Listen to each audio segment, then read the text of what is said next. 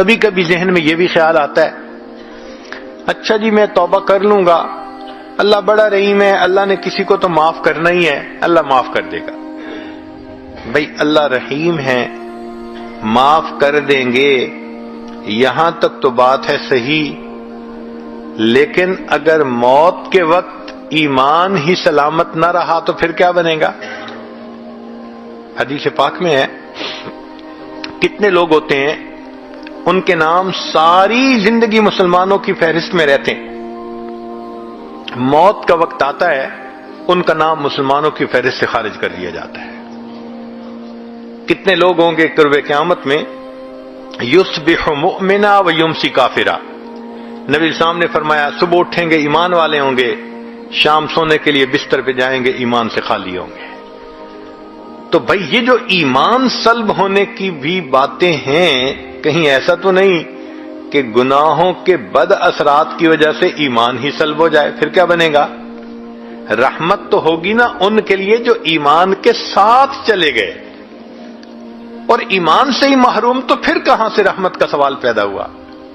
اور علماء نے لکھا ہے کہ کچھ گناہوں کے بد اثرات عین موت کے وقت ظاہر ہوتے ہیں، ان میں سے ایک گناہ زنا کا گناہ ہے۔ اس زنا کے گناہ کے اثرات دنیا میں تو ہوتے ہی ہیں، موت کے وقت بھی ظاہر ہوتے ہیں۔ میں نے ایک مرتبہ حضرت مرشد عالم رحمۃ اللہ علیہ سے یہ بات پوچھی، حضرت میں چھوٹا بھی ہوں، کم علم بھی ہوں، ناسمجھ بھی ہوں، تو مجھے کچھ باتیں نہیں سمجھ میں آتی، آپ اگر اجازت دیں تو میں آپ سے پوچھ لیا کروں۔ حضرت بہت خوش ہوئے، فرمان لگے پوچھا کرو۔ تو میں نے یہ سوال پوچھا کہ حضرت تلبیس ابلیس کتاب میں ایک واقعہ پڑھا ہے، ایک حافظ قرآن تھا جس نے کہ بد نظری کی، شہوت کی نظر کسی پر ڈالی، اور اس کی وجہ سے 20 سال کے بعد وہ قرآن پاک سے محروم ہو گیا، قرآن پاک سینے سے ہی نکل گیا۔ تو میں نے کہا کہ حضرت اس ایک مرتبہ کسی غیر کو دیکھنے پر اتنی بڑی محرومی کہ قرآن پاک سے محروم ہو گیا، یہ تو بہت بڑی سزا ہے۔ تو حضرت نے فرمایا اصل میں یہ اللہ کی غیرت کا معاملہ ہے۔ وہ کیسے؟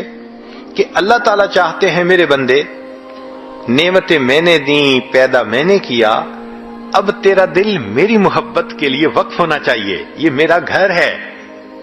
جب ہم اپنے دل میں اللہ کی بجائے کسی غیر محرم کو بساتے ہیں اور اس کی محبت دل میں لاتے ہیں، اب کسی عورت کے گھر ذرا کسی اور عورت کو لا کے بٹھاؤ نا، پھر دیکھو وہ کیسے ریئیکٹ کرتی ہے۔